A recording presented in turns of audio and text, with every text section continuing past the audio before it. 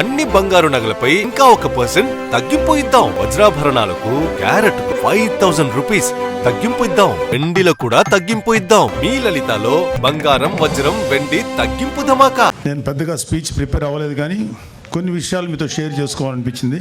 So చాలాసార్లు చాలా వేదికల్లో అందరూ చెప్పిన మాట మళ్ళీ ఇంకొకసారి మీతో గుర్తు చేస్తున్నాను.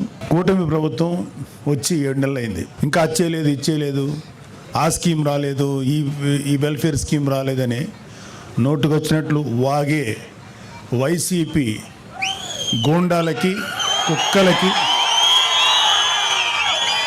వైసీపీ సన్నాసులకి ఒక విషయం చెప్పు. వృద్ధులు, వితంతువుల పెన్షన్ ఒకేసారి 1000 పెంచి 4000 1వ తేదీనే వాళ్ళ ఇళ్ళ దగ్గర ఇస్తున్నాం. దివ్యాంగులకి రెట్టింపు పెన్షన్ అందిస్తున్నాం. ప్రతి నెల 64 లక్షల మంది పెన్షన్దారులకు పెన్షన్ ఇవ్వడానికి దాదాపు 20,537 కోట్లు కూటమి ప్రభుత్వం ఖర్చు చేస్తుంది. ఏడాదికి 33,000 కోట్లు. 5 ఏళ్లలో 1.60 lakh crores పెన్షన్స్ కోసం ఖర్చు చేస్తుంది. ఇది దేశంలోనే ఒక పెద్ద రికార్డు. గత జగన్ ప్రభుత్వం మొదటి 4 నెలల్లో పెన్షన్ 250 రూపాయలు పెంచడం తప్ప మరి ఏ ఇతర నవరత్న హామీలను కూడా అమలు చేయలేదు. గుర్తుపెట్టుకోండి. రాజధాని అమరావతికి 15,000 కోట్లు, పోలవరానికి 12,000 కోట్లు కేంద్రం నుంచి నిధులు సంపాదించుకున్నాం. దీపం పథకం ద్వారా 80 లక్షల మంది లబ్ధిదారులకి ఏడాదికి 3 వంట గ్యాస్ సిలిండర్లు అందిస్తున్నాం. రాష్ట్ర వ్యాప్తంగా గుంటలు పడ్డ రోడ్లు 361 కోట్లతో మరామతులు ప్రారంభించాం. డోలీ రహిత మన్యం కార్యక్రమంలో భాగంగా గిరిజన గ్రామాలకు రోడ్ల సదుపాయం కల్పిస్తున్నారు. గిరిజన ప్రాంతాల్లో అత్యవసర వైద్యం కోసం ఫీడర్ అంబులెన్స్లు ఏర్పాటు చేశారు. మెగా డిఎస్సి ద్వారా యువతకి 16,347 ఉపాధ్యాయ నియామకాలు, 6,100 పోలీసు ఉద్యోగాల నియామకాలకి చర్యలు చేపట్టారు. ఉచిత ఇసుక సరఫరా వల్ల పేదల మీద ఆర్థిక భారం పడకుండా చూశారు. చెత్త పన్ను, ల్యాండ్ టైటిలింగ్ యాక్ట్ రద్దు చేశారు. మత్స్యకారుల ఉపాధిని దెబ్బతీసి 217, 144 జీవోలు రద్దు చేశాం. దాదాపు 20 ప్రముఖ కంపెనీలు 6,33,568 కోట్లు పెట్టుబడులు పట్టేందుకు ముందుకు వచ్చాయి. తద్వారా 4 లక్షల ఉద్యోగాలు రానున్నాయి. 48 గంటల్లో ధాన్యం కొనుగోళ్లు సొమ్ము రైతు ఖాతాలో జమ చేస్తున్నారు. విత్తనాలు, ఎరువులపై రాయితీలు అందజేస్తున్నాం. 4,500 కోట్లతో 13,000 పంచాయతీల్లో 30,000 పనులకు శ్రీకారం చుట్టారు. ఉపాధి హామీ పథకం ద్వారా 7,315.74 కోట్లు కేంద్రం నుంచి విడుదలయ్యేలా చేశారు. విశాఖ రైల్వే జోన్కు 52 ఎకరాలు పూర్తి హక్కులతో కేటాయించారు. విశాఖ ఉక్కు పరిరక్షణకు చర్యలు తీసుకుంది. ఫ్యాక్టరీ పునరుజ్జీవానికి కేంద్రం నుంచి 11,440 కోట్లు కేటాయింపులు జరిగాయి. విశాఖలో టీసీఎస్ డేటా సెంటర్ ద్వారా 10,000 ఉద్యోగాలు రాబోతున్నాయి. గంజాయి డ్రగ్స్పై ఉక్కుపాదం 5 మంత్రులతో కమిటీ ఏర్పాటు చేశారు. నియంత్రణకి ఈగల్ టీం ఏర్పాటైంది. డ్వాక్రా మహిళలకు వడ్డీ లేని రుణాలు 5 లక్షల నుంచి 10 లక్షలు పెంచారు. విపత్తు సాయం కింద హెక్టార్కు 10,000 నుంచి 2,000కు పెంచారు. కర్నూలులో హైకోర్టు బెంచ్ స్థాపనకు అసెంబ్లీ తీర్మానం చేసింది. కర్నూలు జిల్లా ఓరవకల్లు, కడప జిల్లా కొప్పర్తి పారిశ్రామిక వాడల్లో 25,000 కోట్ల పెట్టుబడులు, 75,000 మందికి ఉపాధి కల్పనకు కేంద్రం నుంచి సాధించాం. తక్కువ ధరకే నాణ్యమైన మద్యం సరఫరా చేస్తున్నారు. గీత కార్మికులకు 10% మద్యం షాపులు కేటాయించారు. చేనేత కార్మికులకు జీఎస్టీ రీఎంబర్స్మెంట్ అమలు చేశారు. స్వర్ణకారులకి, మాజీ సైనికులకి సంక్షేమానికి ప్రత్యేక కార్పొరేషన్లు ఏర్పాటు చేశారు. 60 ఏళ్లు దాటిన వారికి ఏపీఎస్ఆర్టీసీలు, బస్సుల్లో 25% రాయితీ ఇచ్చారు. దేవాలయాల్లో ధూపదీప నైవేద్యాలకు 5,000 నుంచి 10,000కు పెంపు చేశారు. అర్చకుల వేతనం 10,000 నుంచి 15,000కు పెంచారు. 198 అన్నా క్యాంటీన్లు తిరిగి ప్రారంభించారు. స్కూళ్ళల్లో కూడా విద్యార్థులకి డొక్కా సీతమ్మ పథకం కింద మధ్యాహ్న భోజన పథకాన్ని అమలు చేస్తున్నారు. ఇవి కాకుండా ఇంకా చాలా చాలా చాలా చేస్తున్నారు. అయినా సరే కూటమి ప్రభుత్వం ఏమీ చేయట్లేదు అని చెప్పే వాళ్ళకి కళ్ళు మూసుకొని బలవంతంగా నిద్ర నటించేవాడిని మనం ఏం చేయలేం. వైసీపీ ప్రభుత్వం అలాంటిదే.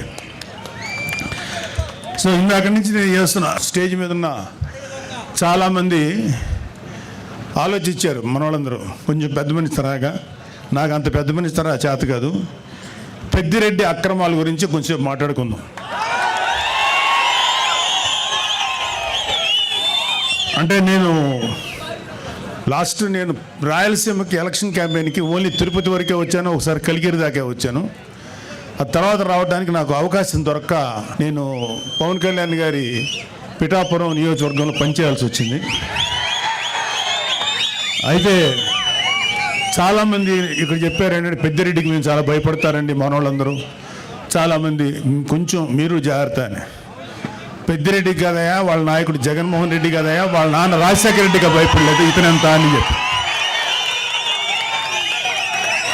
న్యాయంగా ధర్మంగా ముందుకెళ్ళేటువంటి ఓ గొప్ప నాయకుడు పవన్ కళ్యాణ్ గారి నాయకత్వంలో పనిచేస్తున్న మాకు పెద్దిరెడ్డి కాదు కదా, ఏ సుబ్బారెడ్డి పిచ్చిరెడ్డి కూడా మాకేమో లెక్కలేదు. Don't care. సో ముందు పెద్దిరెడ్డి అక్రమాల గురించి ఇక్కడంతా స్టేజ్ మీద ఉన్న చాలామంది ఉన్నారు మా జన సైనికులు, వీర మహిళలందరూ. అలాగే ఇక్కడున్న ఏ రాయి రప్ప చెట్టు పుట్టం కదిలించినా సరే ఈ పెద్దిరెడ్డి అక్రమాలు ఎన్ని దారుణాలు చేశారు ప్రతి ఒక్కళ్ళు చెప్తారు. లాస్ట్ టైం వచ్చినప్పుడు కూడా చెప్పారు. అయినా ఒకసారి మీకు గుర్తు చేయదు, అన్నీ ఉన్నాయి, అన్ని లిస్ట్ ఉన్నాయి. రాయలసీమ మొత్తం మీద దాదాపు 23 ఎకరాల భూమిని దోచుకున్నాడు ఈ పెద్దిరెడ్డి. ఆయన దోచుకున్న భూముల రికార్డులు లేకుండా తన అనుచరులతో మదనపల్లి తహసీల్దార్ కార్యాలయంలో ఫైల్స్ దగ్ధం చేయించాడు. తగలబడిన ఫైల్స్ చాలా వరకు 22A కింద ఉన్న ప్రభుత్వ భూములకు సంబంధించిన డాక్యుమెంట్లు ఉందని సిఐడి అధికారులే నిర్ధారించారు. పుంగనూరు పాడి రైతులు నిలువున దోపిడీ చేస్తున్నారు. లీటర్ పాలకి కేవలం 20 రూపాయలు ఆయనే నిర్ధారించి తన సొంత డైరీకి పాలు తరలించాలని పాడి రైతుల్ని బెదిరిస్తున్నారు. ఇప్పుడు కాదులే, ఒకప్పుడు మొన్న ఎలక్షన్స్ వరకు.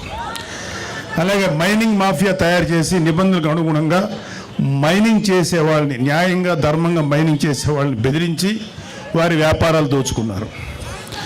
పుంగనూరు, మదనపల్లి, తొంబలపల్లి కేంద్రంగా అక్రమ క్వారీలు, ఇసుక, గ్రావెల్ మాఫియా నడుపుతున్నారు. తిరుపతి మఠం భూములను ఆక్రమించుకున్నాడు. వడమాలపేటలో మండలంలో గుజరాతీ వ్యాపారిని అతని కుటుంబ సభ్యులను బెదిరించి ఆస్తులు రాయించుకున్నారు. తిరుపతి నగరంలో చెరువులు ఆక్రమించారు. మద్యం అక్రమ దందా మొత్తం పెద్దిరెడ్డి రామచంద్రారెడ్డి కనుసన్నల్లోనే నడిచింది. మద్యం క్వాలిటీ లేదన్న ఒక దళితుడిని నెక్స్ట్ డే చంపించారు. ఈ మద్యం ఏంటో ఇంత దరిద్రంగా ఉంది, మూత్రంలో ఉంది అన్నందుకు నెక్స్ట్ డే చంపేశారండి. ఆయన కమిషన్ల కోసం, ఆయన కాంట్రాక్టుల కోసం ఆవులపల్లి రిజర్వాయర్ నిర్మాణాన్ని చేపట్టారు. దీనివల్ల 100 కోట్లు నేషనల్ గ్రీన్ ట్రిబ్యునల్కి పెనాల్టీ చెల్లించారు. పొంగనూరు నియోజకవర్గం పులిచెర్ల మండలం మంగళంపేటలో విలాసవంతమైన భవనం కోసం 70 ఎకరాల పైగా ఆక్రమించుకున్నారు. అటవీ శాఖ భూములు ఆక్రమించి మార్కెట్ యార్డ్ నిధులతో రోడ్లు వేసుకున్నాడు. ఎర్రచందనం అక్రమ రవాణా కోసం అడవుల్లో రోడ్లు వేయించుకున్నారు. అటవీ శాఖ మంత్రి పదవి అడ్డం పెట్టుకుని రాష్ట్ర వ్యాప్తంగా మైనింగ్ ద్వారా ఇసుక, మట్టి, కంకర, గ్రానైట్ తదితర ప్రకృతి సంపదలు దోచుకున్న అడవి దొంగ నువ్వు పెద్దిరెడ్డి రామచంద్రరెడ్డి. 2 లక్షల కోట్ల అక్రమాస్తులు కూడబెట్టాడు.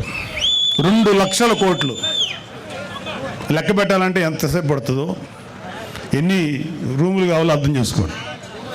ఆయన అక్రమాస్తుల విలువ మన రాష్ట్ర బడ్జెట్ 2 లక్షల కోట్లను దాటిపోయింది. సరే, అన్నిటికన్నా సిగ్గుపడాల్సిన విషయం ఏంటంటే ఈ పెద్దిరెడ్డి రామచంద్రరెడ్డి అనే వ్యక్తి దాదాపు 2 లక్షల పైగా ఓట్లు వేసి గెలిపిస్తే శాసనసభకు వచ్చి నీ ప్రజల తరఫున నీ గొంతు వినిపించడానికి ధైర్యం చాలా. నీకు ఎమ్మెల్యే పదవి ఎందుకు? అర్జెంటుగా రాజీనామా చేయాలని మేమందరం డిమాండ్ చేస్తున్నాం. నీకే కాదు, మీ వైసీపీలో 11 మంది ఎమ్మెల్యేలు ఇంక్లూడింగ్ మీ నాయకుడు జగన్ రెడ్డి కూడా గెలిచి ఎందుకు మీరు శాసనసభకు రాలేకపోతున్నారు? ఎందుకు మీ వాయిస్ వినిపించలేకపోతున్నారు? భయం. అంటే మీరు అధికారంలో 150 సీట్లు వచ్చినప్పుడు నోటికి వచ్చినట్టు బిహేవ్ చేశారు, ప్రజల జీవితాలతో ఆడుకున్నారు. ఇక్కడ ఎవరిని, ఇక్కడ అతని బాధితులు ఇక్కడ ఇంకా ఉన్నారు. టైం లేక వాళ్ళతో మాట్లాడే అవకాశం మాకు లేదు, మాట్లాడించే అవకాశం రాలా. మీకు సిగ్గు, అభిమానం, ధైర్యం ఉంటే వచ్చి మీ గొంతు శాసనసభలో వినిపించండి. యూట్యూబర్లతోటి యూట్యూబ్లోను తర్వాత న్యూస్ ఛానల్స్లో మాట్లాడటం కాదు. ఇంక్లూడింగ్ జగన్ రెడ్డికి చెప్తున్నాం, వచ్చి నీ వాయిస్ శాసనసభలో వినిపించు.